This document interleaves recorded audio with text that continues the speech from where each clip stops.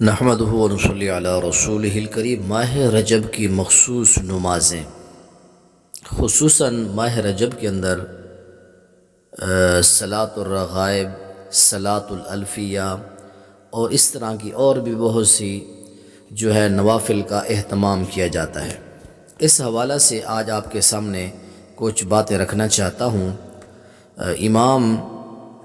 ابن رجب رحمہ اللہ اپنی کتاب لطائف المعارف کے صفحہ 228 پر فرماتے ہیں کہ ماہ رجب میں کسی نماز کو مخصوص کر لینا یہ صحیح نہیں ہے، کیونکہ نبی علیہ الصلوۃ والسلام کی صحیح مسلم کے اندر حدیث ہے کہ نبی علیہ الصلوۃ والسلام نے فرمایا روزے کے لیے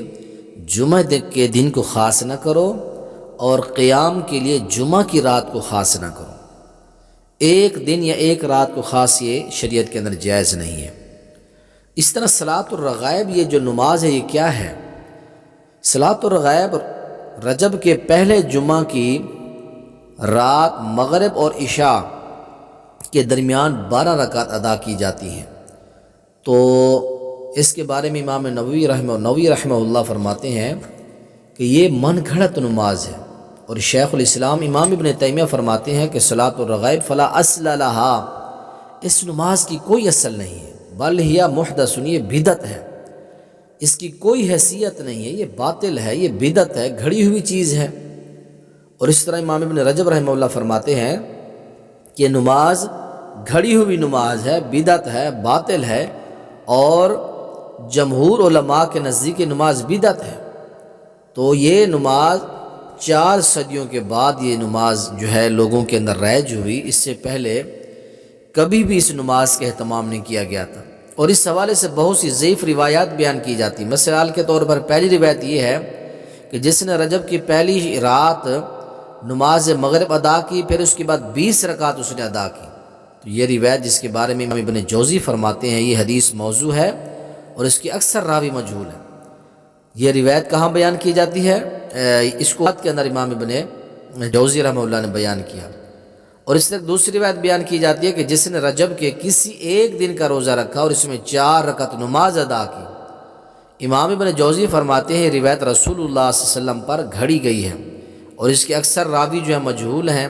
اور ایک راوی اس کے اندر جو ہے عثمان وہ متروک راوی ہے۔ اسی طرح ایک تیسری روایت بیان کی جاتی ہے کہ جس نے رجب کی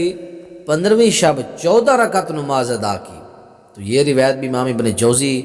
رحمۃ اللہ علیہ الموضوعات کی دوسری جلد و صفحہ جو ہے 49 پر بیان کرتے ہیں کہ یہ روایت موضوع ہے، اور اس کی سند جو ہے وہ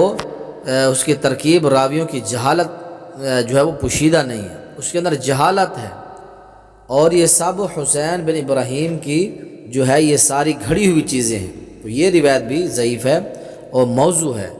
اس طرح چوتھی جو روایت بیان کی جاتی ہے جس نے رجب کی 27ویں رات 12 رکعت نماز ادا کی، تو یہ روایت جو ہے اس کو بھی امام ابن جوزی رحمۃ اللہ علیہ الموضوعات کے اندر بیان فرمایا کہ اس کے اندر بندار بن عمر کذاب ایک راوی ہے۔ تو یہ جتنی روایات بیان کی گئی ہیں یا یہ جو نمازیں بیان کی گئی ہیں رجب کی پہلی رات، پھر 15ویں رات، پھر اس طرح ساری یہ ترتیب، صلاۃ الرغائب ہے، صلاۃ الالفیہ، کوئی بھی نوافل